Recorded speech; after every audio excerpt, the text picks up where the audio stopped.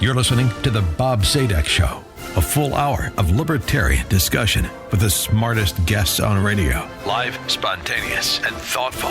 It's the show of ideas, not attitude. Now, your host, Bob Zadek.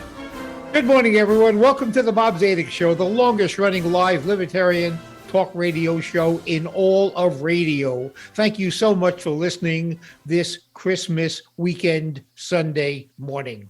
Well, here it is, the end of the year, and it's always a good idea, I think, and informative to look back over the year that is just about to end and to see what lessons we can learn from the events of the year. It was a somewhat momentous year with lots of lessons to be learned. And since there is a potpourri of subject matter, when we look back over one whole year and look back over the operation of our planet for the year, we can discuss and should discuss inflation and spending and trade and foreign policy and environment and COVID, to name just a few of the major topics. Well, as a host of a radio show and a podcast, I would like to cover all of this, so I could have assembled somewhat of a dream team.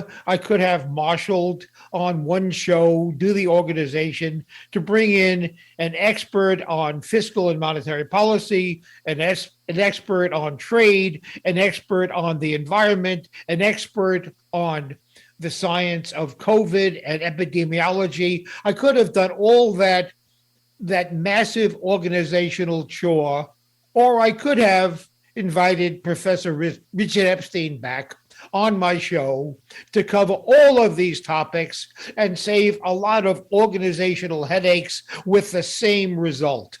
So, Richard, welcome to the show this morning. I have asked you to join myself and my listeners to help us sort through the noise of the past year and to dig down and to see what are the lessons that you have learned or have been reinforced, and what are the lessons which the lay listener, the one who does not dwell on all of these weighty issues, what are the lessons the average listener can and should learn from the events of the past year? Because if you don't learn from the mistakes of the past, you are doomed to repeat them.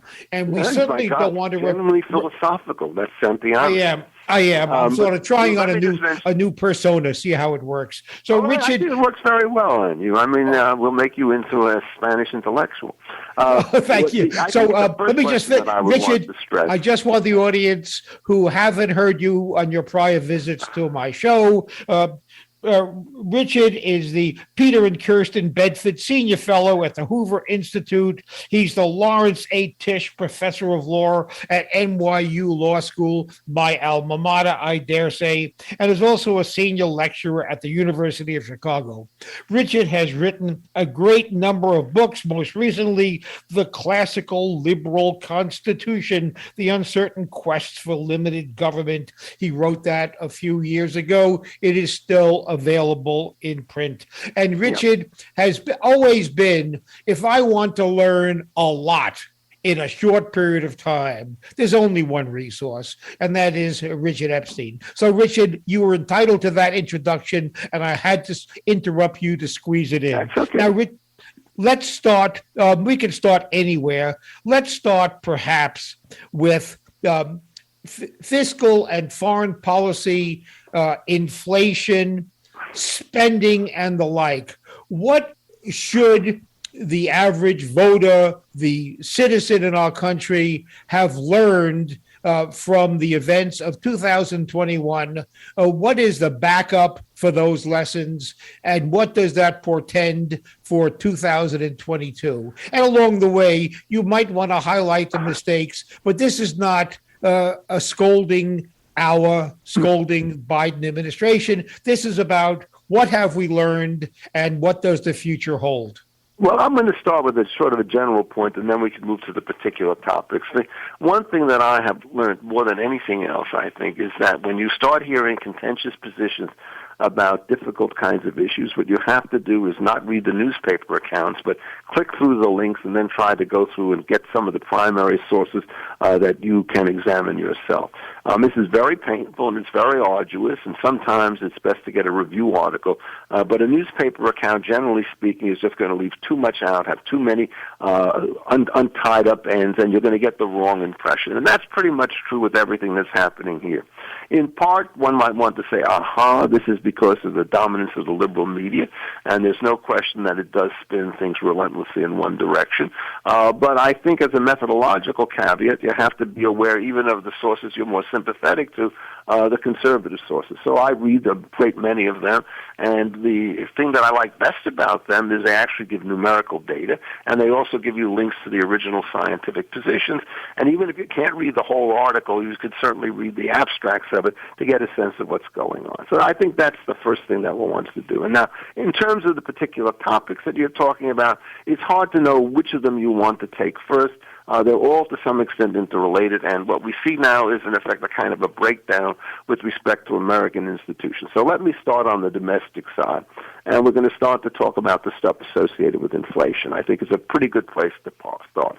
The standard monetarist theories, the things that we associated with Milton Friedman and John Taylor, takes the basic view, which I accept, is that when you're trying to figure out how it is that you cope with inflation, what you want to do is to get rid of the uncertainty that's associated with the actions of government. And so if a government has a large discretion to either cut down or to increase the money supply, to engage in quantitative easement, to sort of buy government security so as to inject more cash into the economy, you have to look at that with deep suspicion. What these people are trying to do is to outsmart the rest of the world. What they in fact always do is they create a degree of uncertainty so that people trying to enter into particularly long-term investments and strategies don't know that the market's going to go up or down, the inflation rate's going to go up or down one way or the other. And what happened is, in the last year or two, we've lost all sense of fiscal discipline on this subject. In part, it's because we wanted to, quote, stimulate the economy by putting more cash into the particular system, and in part because we just opened up the federal coffers to deal with the real and imagined ills associated with the COVID-type situation. But there is a tomorrow. And what happened was, for a while, none of the inflation really hit, because inflation is a function of two variables. It's a function of the amount of money that you have in the economy, and every bit as important, the velocity, that is, the speed at which that money changes hands.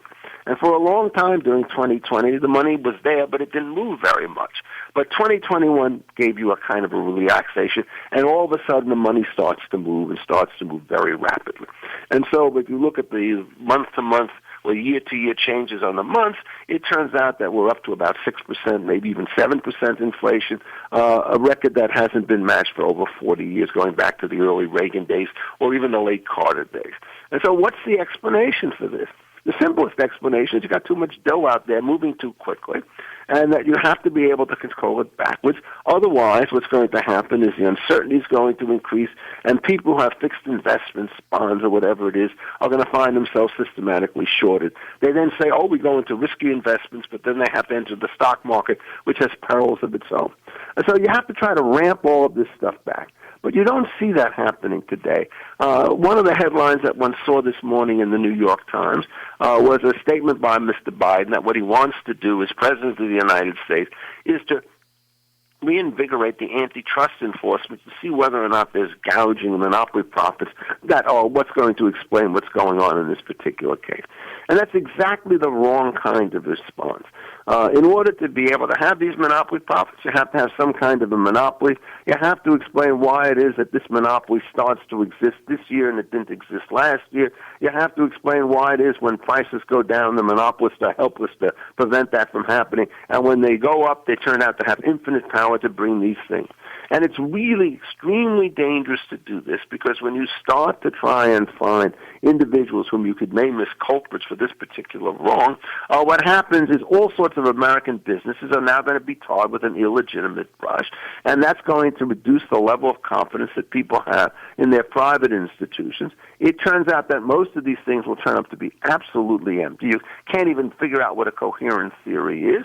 What you really need to do, if you're trying to figure out what's wrong with the economy, is not ask where the hidden antitrust violations come, but look at the explicit regulations in many areas that, for example, prevent the efficient deployment and redeployment of labor in ordinary markets, minimum wage laws, anti-discrimination laws, family leave laws, and so forth.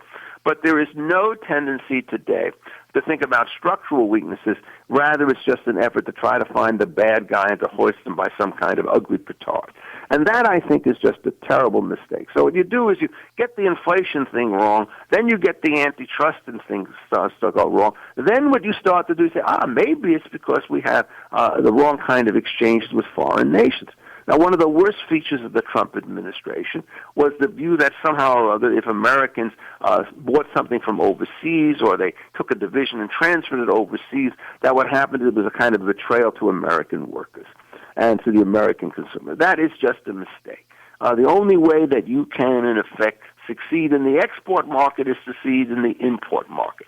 So if you want to make good profits, and it turns out the only steel that you can use for a particular kind of widget is German steel, you buy the German steel, incorporate it into your products, and sell it overseas, and you get win-win situations all around.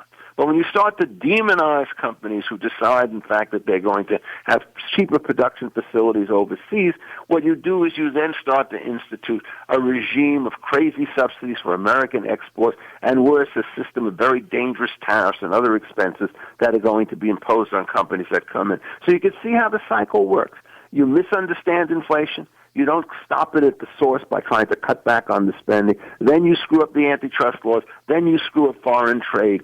And the lesson that you have to learn is that there's no free lunch. And the intellectual lesson that you have to learn is when you see something that's going wrong, the first thing you want to do is to figure out what kind of restraint, what kind of barrier to trade and entry do you want to get rid of, rather than trying to figure out what kinds of subsidies do you want to add on and what kinds of restraints you want to put on.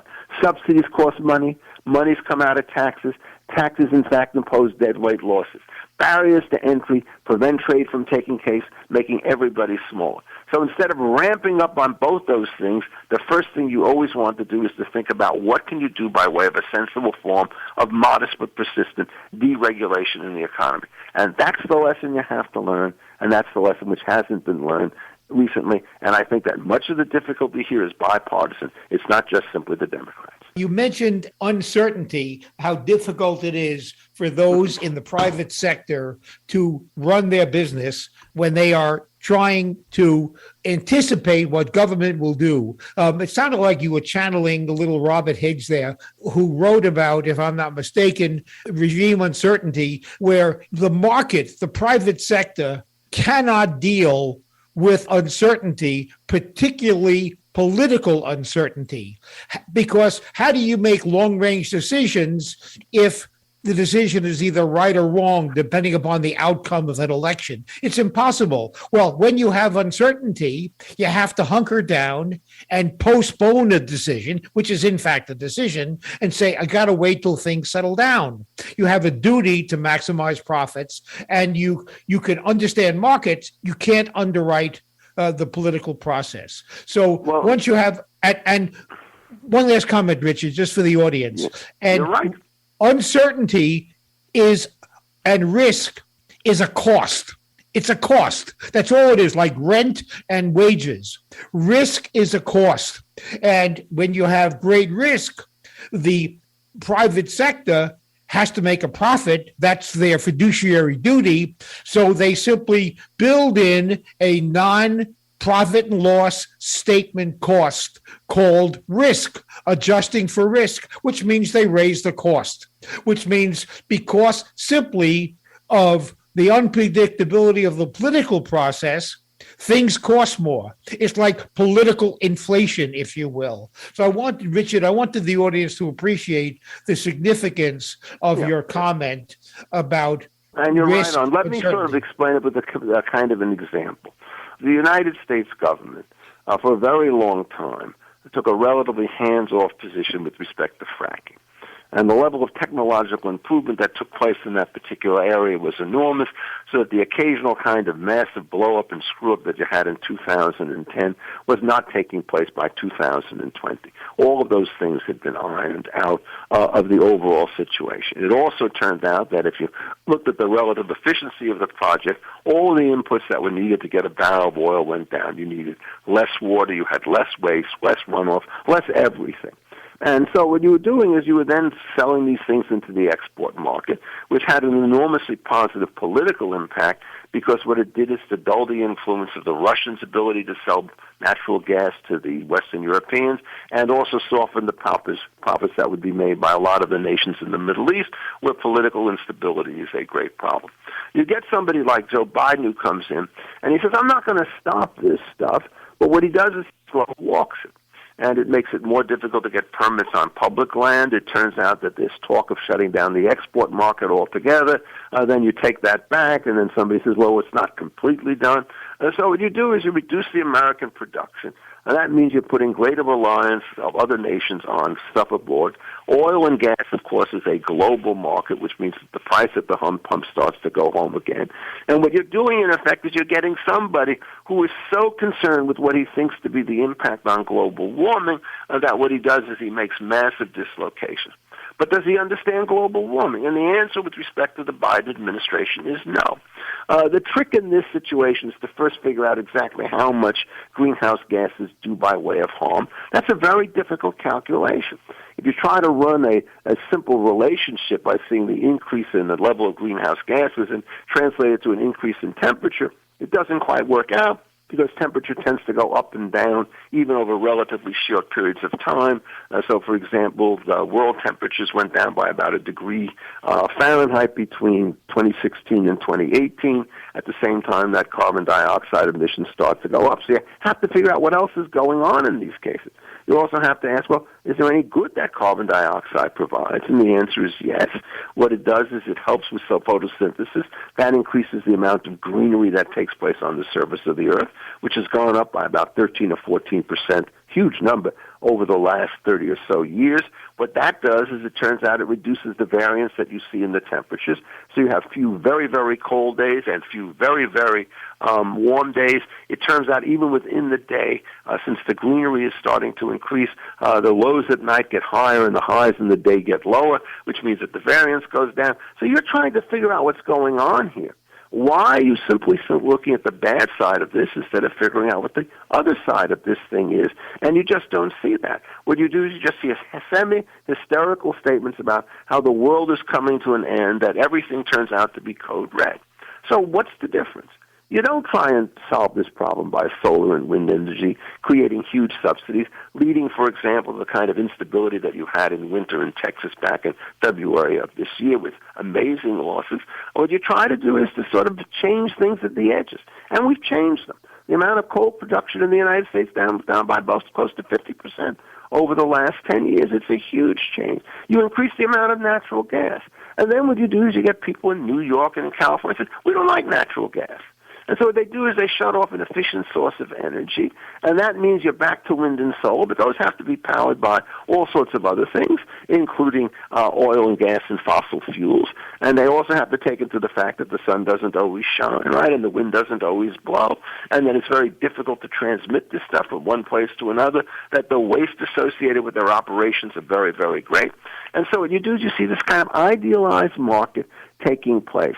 And the secret of this is not to have, as you mentioned, these massive discontinuities based upon these crisis models, which aren't borne out by any short-term evidence. And the dislocations you're going to see in world markets are very, very great. And on this, there was a difference. Donald Trump often gave the wrong reasons for the right results. Every time he started to talk about the whole question of carbon dioxide, he thought it was a deal problem between the United States and the rest of the world. That's not the major issue. The real issue is you have to figure out what the positives and negatives are together. And when you're looking at complex global phenomenon, you just can't simply prejudge it. And if you listen to everything that comes out of the standard world organizations and the national organizations, it's just a question of when the finger of fate is going to wipe us all out. And on a beautiful sunny day, one has to ask the question, is this the long-term prospect, or have we, in effect, got a very different problem? And the secret here is you get steady technological improvements and relatively little political interference. You will start to do better on these particular margins. And in fact, the world is a greener and a safer place today than it was 20 years ago by any single measure or metric that you want to have. And it's not because of the political classes. It's because of the low-level, inconspicuous technological improvements that first work here and then there. And if you put them all together, 10 very small changes are the equivalent of one major transformative event. Richard, I want to make an observation, just my own musings on the first two topics we talked about, which is inflation, and then we segued into climate change. I want to just offer an observation. Perhaps you have a thought on it, perhaps not. And then ask you on the subject of the environment, get you out a little bit of your comfort zone. And I'm going to ask you a moral question regarding climate change, which I hate to use the expression because climate always changes. That's not quite a headline, but so I'm going to first make an observation. There's an interesting parallel, in my opinion, just amusing, between climate change and the environment, and inflation rather. When one reads about inflation, the press, it seems, or much of the press, it seems to me probably to protect Biden, but this is not about journalism, this morning's show. But what happens is they talk about inflation is increasing as if it's a natural external event which we have little or no control over. Much of the press writes that way because they're uninformed. Inflation is man-made. Like what climate change is not. So we have two concepts backwards. Much of the public seems to attribute inflation to some external event that we have little no control over. Instead, it is totally man-made. And we treat climate change as something man-made when perhaps the effect of humans on it is either neutral or positive. I had that parallel when you mentioned the two topics. But now my moral question, Richard, and for me, it's a hard one. When we talk about big picture climate change, when we talk at that leaving the world to our grandchildren, that kind of somewhat, in my view, nonsensical discussion, we are talking about humans today making a sacrifice so as not to inconvenience humans living who we will never meet 500 years from now, as if to say those humans who are living in a somewhat perhaps changed environment will not have 500 years of information to deal with it, just like we invented 100 years ago air conditioning, which didn't exist 100 years before that. So I don't understand on the moral basis, what is the moral reason for humans to minimize or reduce the standard of living today in the theoretical hope that a bunch of strangers living 500 years from now will not be inconvenienced? On the moral level, it makes no sense to me. Well, I mean, this is a standard problem associated with what they call justice between generations. And I think the way in which to sort of understand this is to recognize that you've put a false dichotomy through on the descriptive level. There is nothing that we can do today which will have that kind of one-to-one effect with respect to what happens 500 years from now. Every generation starts to think that it's in charge of the world until 10 years pass and there's another generation that's in charge. And so the way to think about the long-term situations, I think in much more concrete terms, saying, look, we have a situation now. What we try to do is to figure out how it is that if we stabilize the situation today, that 10 years from now, somebody else is going to start to take this thing over, and we hope that we'll give them a higher benchmark than they had the previous time. But the idea that somehow if you do something today to tweak oil production, it's going to influence the level of well-being with respect to lung disease of people in 25, that's dreaming. It's never going to happen that way. You shouldn't even think about it. So the famous Rawlsian formulation is what you try to do at the end of a generation, whenever that time comes, is to leave the world at least as well off as it was before. And if you recall what I said, we've been able to do that, at least in the United States, maybe not in Soviet Russia. You start looking at longevity, things are getting better. You start looking at total pollution levels, it turns out they're getting lower. You start looking at accident rates associated with pipeline shipments and medical situations or automobiles. These are all down from the last 30 years or so by factors of 80 or 90%, just huge improvements that have started to take place.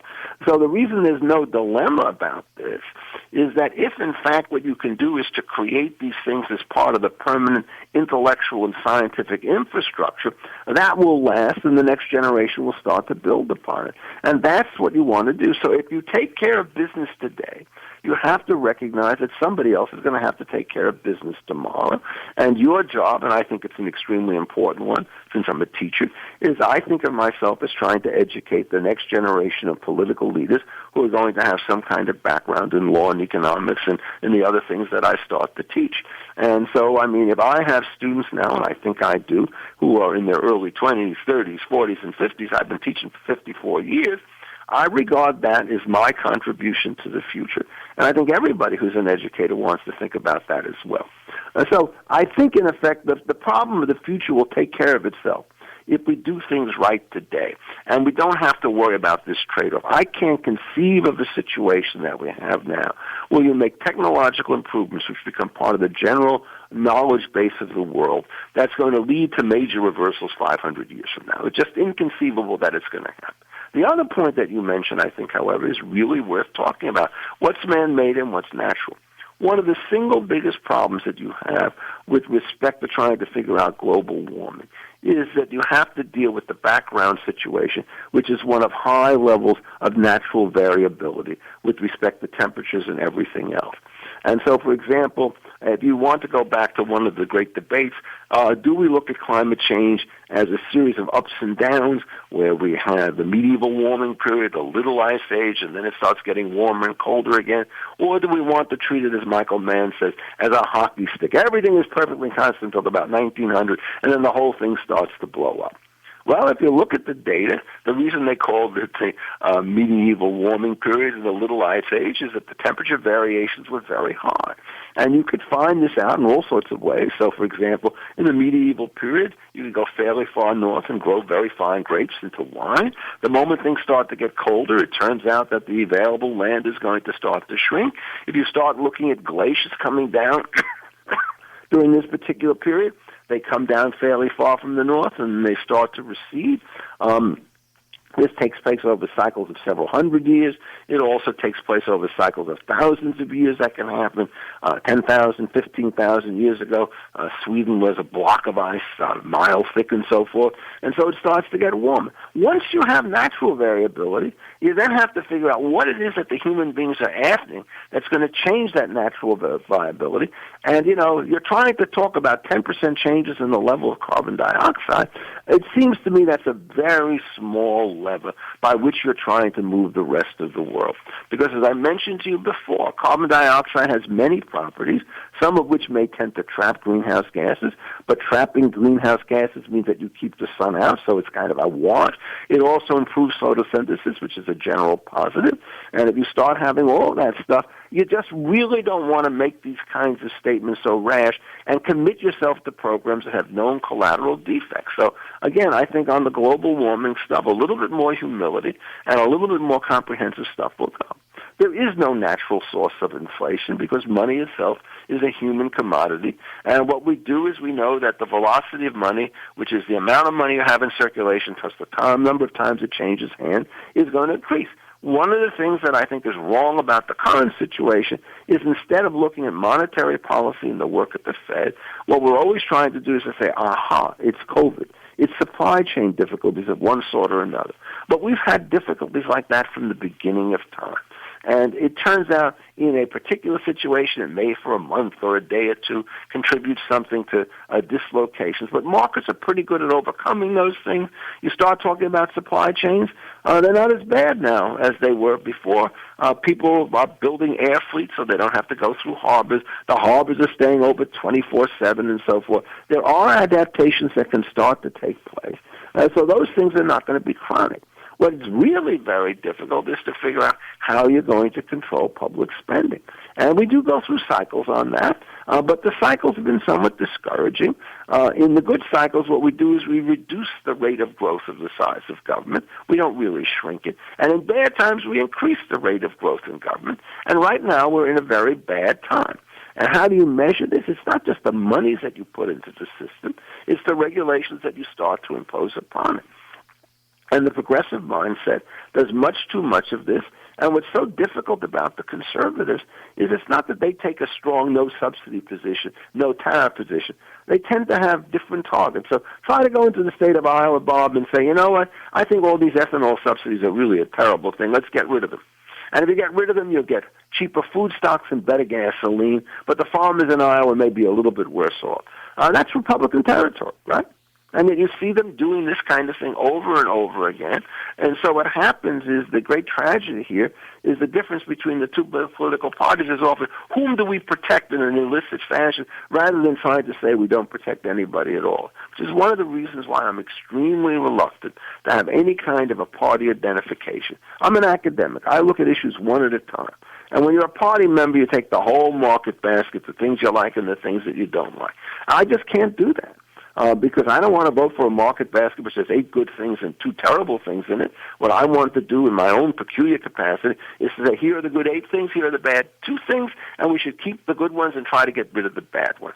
And what you're saying, in effect, is actually pretty much correct. You have to understand the theory of causation in order to have a theory of what things are immutable and what things are not. I want to get into the issue of the 2 words supply chain, which are used every minute of every day now in the media, in the public discourse. But I don't think there's much understanding of what those 2 words mean and what lessons have we learned from the disruption in the supply chain, which has been pronounced in 2021, so as to change the policy going forward. But Bishop, before we do, one other just a question, if it lends itself to a short answer. And I'm really going to ask you to stretch yourself a bit.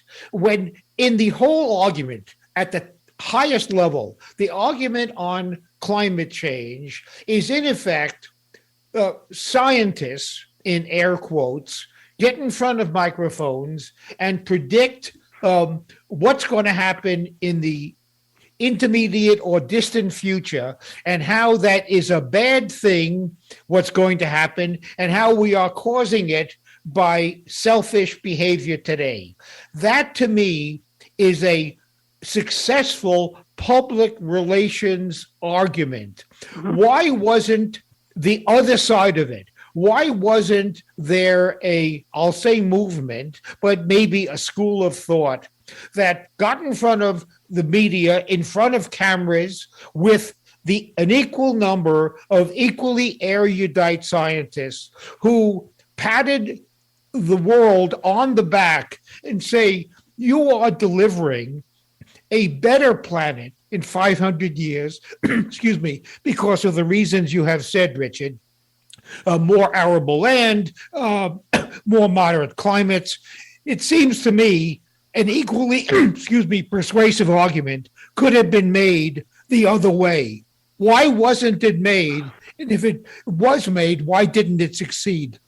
Well, I think the first thing is it was made. I mean, there are a large number of people who write on a number of sites which try to port this stuff out. Some of them, like Will Happer, are actually in government. They worked for a year at the Trump administration. They're really good books like Johan Norberg trying to explain the rate of progress that takes place over the last umpteen years, which is simply spectacular. If you start going back and sort of retrofit the models and you take all the doomsdayers and what did they say in 1988, what did they say in 2000, and how did it turn out, there are many people who can start to discredit the way this thing goes. If you start looking, for example, at hurricanes, it turns out that they're very weakly correlated with temperatures. There are long gaps in the record. Other things come back. They come in bunches. It turns out that they're chaotic events, meaning that they're fully predictable if you know everything about the world, but you don't know it.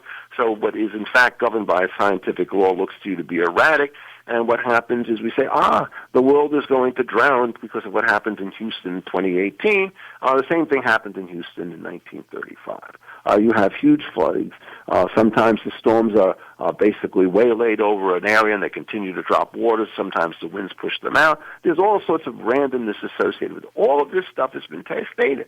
But there is the following kind of general truth about these things.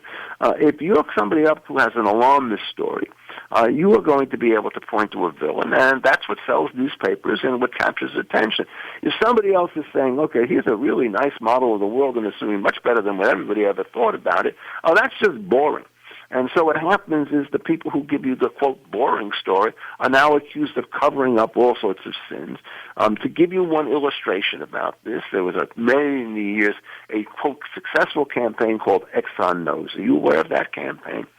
And what happened is the attackers of Exxon said that if you look back to the company's internal records from the mid-1970s, you will discover that they had full knowledge of the level of temperature increases that would start to take place at the equators and also at the poles, where, in fact, there would be systematic global warming. So Exxon knew everything. Well, you go back and you actually read those studies. It turned out they didn't know everything. Most of the predictions they made were wrong. They understood that they were very fragile kinds of predictions. You start looking at the global ice, and what you discover is the same thing you discover about every long-term global phenomenon. They're not linear. They're not monotonic. They don't always go up. They're cyclical. And so it turns out there have been periods of very low global ice in the North and South Poles, and then there are very large increases that take place at other times. Right now, we've had recently record colds in the Antarctica and a vast increase in the size of the ice cap. The ice cap, which was supposed to be gone by 2020 in the Northern Hemisphere, is very much there. It goes up and down. Animals are able to adapt to it and so forth. You do all the retroactive stuff, and it turns out the doomsday predictions that you saw 20 years ago are the same kind of predictions you had with Ehrlich and with the Club of Rome, who predicted mass starvation. You're aware of that from the 1970s. Ehrlich was able to fill huge places talking about all this stuff, none of which came true. Julian Simon, you could put horse crowns in a phone booth listening to him, and you remember they made the famous bet about the cost of commodities that would start to take place. Ehrlich said that the world was going to pieces, so commodity prices would go up. Simon said the world's getting better, so commodity prices will go down. Simon was right 100% of the time, and everybody still writes as though Ehrlich somehow or other won the particular bet.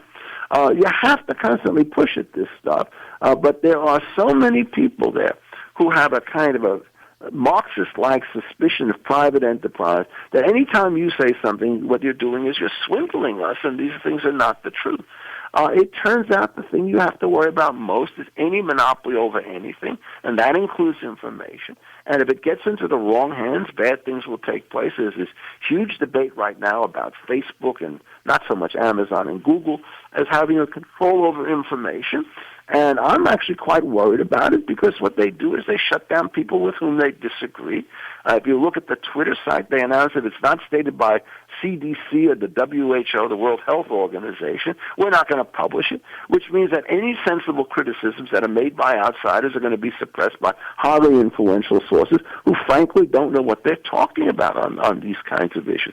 So I regard the state of public knowledge as really lamentable, and I regard the constant effort on the part of government people to propagandize as being one of the sins. One of my friends, a man named Jay Bhattacharya, who has been a skeptic with respect to the lockdowns on COVID and so forth, and has been a defender of the proposition, which I also accept, that natural immunities beat a vaccine every time.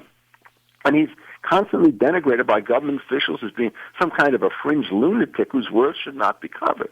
So what's happened is the public debate being taken over by dominant parts of the press, aided and abetted by the government, working in very close contact with each other, have ruined information markets. And it's extremely difficult for those folks on the outside to get heard. I certainly put myself in that particular class. I've made many a blunder. I've always tried to correct them and so forth on respect to the ways in which these disease operates. But I've also said some things that have turned out to be correct. And so it is just a very, very frustrating situation to see what we do is we have this constant alarmist type situation. And what we do, for example, on COVID is the only thing we care about are COVID levels of either diagnoses or hospitalizations. We don't care about the collateral costs that come from people being denied cancer treatments, from schools closing, from children having mental psychological defects and so forth. So we do a very warped kind of accounting with respect to this. And, the reason I'm always happy to appear on your show is you're willing to let the other side on these issues be heard. Richard, help us. By the way, on COVID, just a comment to join in with what you have said. I listened even in the news feed which preceded the show this morning. There was some comment about the number of new cases on some warship. All the media talks about now is number of cases. At the end of the presentation on this station, on the end of the news feed, it said all of the cases were mild, as if that's almost irrelevant, but they threw it in as the last line. To focus on cases, it's like counting the number of sneezes on a warship and changing the mission if the sneezes is under the national average of sneezing for the past 5 years. But I don't want to get into COVID just yet. The next topic where you can help us understand what has happened and what caused it, what mistakes and what lessons can be learned is what has been called the headline for this discussion, Richard, is the disruption in the supply chain. So first, what is the supply chain? What is there a disruption? Of course there is, I suspect. Yeah. And what have we learned from the 114 ships outside of Long Beach and Los Angeles Harbor? What have we learned from that to carry into 2022? Okay, well, first of all, what happens is the word supply chain or the phrase supply chain is a half description and half metaphor. What happens is the moment you're going to have a system in which there are gains from trade because of the division of labor, it's going to follow that one person is going to be able to do something more cheaply than somebody else, such that if they basically link themselves together through this so-called chain from start to finish, they will be more efficient than if one person tried to do everything himself. This is called the system of vertical integration. Sometimes this vertical integration takes place within the firm, so that what happens is if you're a firm and you make shoes, what you may do is take in all of the inputs of the leather, the rubber, the seals, and so forth, and you start off with these raw materials, and then what you can do is you can turn out a shoe and sell it. But in other cases, it turns out it's more efficient for somebody perhaps to create a given kind of chemicals, and those chemicals are sold to somebody else who finds another product, and then they put the chemicals on the product, and that combined product gets sold to somebody else. And there's high degrees of specialization, and they're completely variable proportions across industries. So you never know if you make something, say 100 units of it. If you merge with another company that only needs 2 units of that thing, what's going to happen is you're going to have to find a way to sell the other 98% out. So you don't use vertical mergers when the variable proportions, an efficient production by unit one is only either a tiny fraction of or a huge multiple of the amount that's needed by somebody else. What you do is you enter into requirements contracts or output contracts. So I guarantee you to give a certain amount of stuff that you need, and we put some upper and lower bounds on it, and then you go up the chain that way. Now, when you do that, it's no longer a chain, because what typically happens is if you have a single chain, so there's only one producer at each particular level, if somebody goes bankrupt, if somebody gets snowed in and so forth, everybody on the bottom of the chain can't switch things further up, and people at the top of the chain are going to be starved. So what typically has is that you have multiple chains linked together. So if you are going to have, for example, to ship goods from one location to another, you may have a contract with Federal Express, and you may have another contract with UPS and a third one with DHL. And what you do is you have parameters, and the theory is that each of these things may be producing at 30%. Each of them has a capacity to go up to 50%. So if one of them gets shut down, the others can start to pick up the slack on a kind of an insurance basis. So now what happens is it's not a chain anymore. It's an elaborate grid with multiple linkages at multiple places. What happens is you then have, under these circumstances, to look for something which you would call a common mode failure. And you've already given an illustration of how that could happen. Suppose it turns out you've got three perfectly reliable companies, and they all shift their stuff into San Diego Harbor. And then the harbor gets shut down. The fact that you've diversified getting things there doesn't allow any one of these three carriers to get things through. So if, in fact, you have a blockade that hits everybody on the chain, then the duplication that you have up-chain and down-chain on this thing is not going to help. You have to be able to remove the barriers. Now, how is this going to start to take place? Well, you always think about these things in the short term and in the long term. And in the short term, what you do is you say, we better change this particular regulation so things can come into San Diego Harbor, or we better settle this labor dispute so these people are no longer out on strike, or what we better do is we better make sure that we get better weather under these things. In the long term, we say, I can't risk this thing being shut down again. And so you'll start to diversify, make the chain more complicated so as to avoid that single key node. You'll start using airplanes because they can go from any place to any place, and they're not linked the way boats are or railroads are. You'll do that. What you'll do is you'll open up another harbor if you have to somewhere else. You'll get a chain that goes from east to west, and then you get one that goes from west to east going around the globe in the other way. What you'll do is you'll add additional stops outside of the place where you could put things together. So you don't have to get everything into the United States and San Diego. You may be able to find a way to do some stuff through Hawaii and so forth. And so the private sector is going to be infinitely adaptable. The question is whether or not the public sector will be infinitely pliable. And this is where international trade, protectionism, so-called, comes in. Because if a protectionist says that we don't want to get too many of these shoes coming in from China, what you'll do is you'll blockade the entire United States. So the diversification strategy, planes, Hawaii, whatever else you're trying to do, will not work. How good are firms at doing this stuff? I think the answer is when supply chains are secure, they don't worry very much about it. But the moment these things start to become precarious, that's all they start to think about. And if you look at the number of stories about blockades, they're matched and probably exceeded now by a number of stories which have told you in the long run, not the short run, in the long run, these particular companies are trying to take steps that will avoid these kinds of problems. And they are major changes in the way in which production goes. So it turns out that shipment is every bit as important as production. And if your shipping costs go way up, it's not going to be worthwhile for you to have a cheap source of production. If you're having expensive travel, you may shrink the geographical nodes one way or another. There are a million dimensions on which to do this. You've got a million companies trying to do it with themselves. And that part of the story, I think, will work itself out pretty well. And so what you want to do for the government is to make sure that they don't impose barriers, because government barriers can be monopolistic, whereas supply chain glitches will tend to be localized and therefore capable of circumvention. What happened in 2021?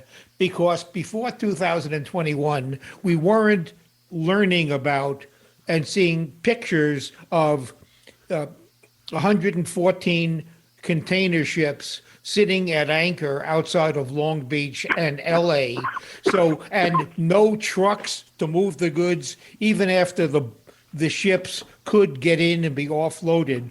So what happened in 2021 that we would urge it not to happen in 2022? Why 2021 was the first year that all the ships were sitting there? Than it might appear at first thing. What happened in 2021, the level of production went way down. And so companies, whether they were trucking companies or shipping companies and so forth, what they did is they simply put some of their stock and let it idle because they didn't have any use for it. Then in 2021, what you're doing is you're not only trying to get the demand for this year, you're playing catch-up for all the stuff that was missed. So you get this huge surge in demand coming as the markets start to liberalize, but all the firms that are engaged in various portions of the activity of moving these things down had basically reduced their supply. So now what happens is you have to stock up and stock up very rapidly. Well, it turns out it's very, very difficult to do this. Why the problems? I'll give you just one. The Biden administration wanted to give people large cash subsidies for a very long time, and we're now aware of the fact that the Republican states, which tended to resist this, had full employment come back sooner than the other cases, the states which had done this. So you're trying to run this, and then all of a sudden everybody wants to hire truckers, and there's just an absolute fierce competition. The private market responds as it should respond. What it does is it gives you signing bonuses, it gives you higher wages, it gives you retention bonuses, it gives you better working conditions, and there's still a kind of a shortage. Why is that? Because it turns out that you need 1,500,000 people to get these jobs, and they have to be hired in an industry which is highly decentralized. Truckers don't live in any one location. You could be a trucker and start out from Renton, Washington State, and go to Phoenix, Arizona, or wherever it is that you want to move, just so long as you could get a load from one place to the other. So it's very difficult to sort of get these things up simply because of the huge rate of growth that you're trying to achieve. This will eventually be done. The market will occur. But one of the ironies, of course, is that the Biden administration believes that they're huge monopoly forces, they're called monopsony forces, that is, buyer control situations that have taken place which have artificially depressed wages. That is obviously crazy if you're looking at the current market where anybody who ships anything has got a shortage. Whether it's a trucking company, Federal Express, it doesn't matter. They're all desperately trying to get these workers, and they're not working in harmony with one another. It's a nationwide market with lots of sellers and lots of buyers. And what you did is you had this short-term disequilibrium, and if you try rapidly to increase these things, stuff is going to break. I would dare say, not being a real expert in this area, if you started to look at the supply chains now compared to what they were 3 months ago, you would see that they would be somewhat better than they had been because of these kinds of overall situations. It's also important to understand that lifestyles have really changed. The number of people who want to go back to work full-time now after being at home is much smaller than it's been. The norm in the academic business is 3 days in the office, 2 days at home. That's a complete transformation. It's wonderful. I spent 5 days at home, 0 in the office. I gave it back, and I feel like a kid. I love it. So, Richard, thank you. Thank you so much for sharing your wisdom. If 2022 is not better than 2021, it's clearly because government has not learned the lessons of the mistakes of 2021. In other words, government collectively did not have the good judgment to listen to this morning's show with Richard. Richard Epstein, thank you so much for sharing your thoughts with us. Richard, how can our friends follow you at Designing Ideas? Oh, my God. Look, I do several shows. I have a column on Defining Ideas at the Hoover website. I talk with John Batchelor pretty much most weeks. I have 2 talk shows, 3 actually now, that I do independently. One is called Reasonable Disagreements with Adam White, which is called a Washington Politics show. I have a show called The Libertarian, now with Tom Church at the Hoover Institution, where we talk about the same set of issues that you talk about here. And then Troy Senik and John, you and I do a show called Law Talk, which is half serious and half banter about the same kind of political issues. All of them differ a little bit in emphasis.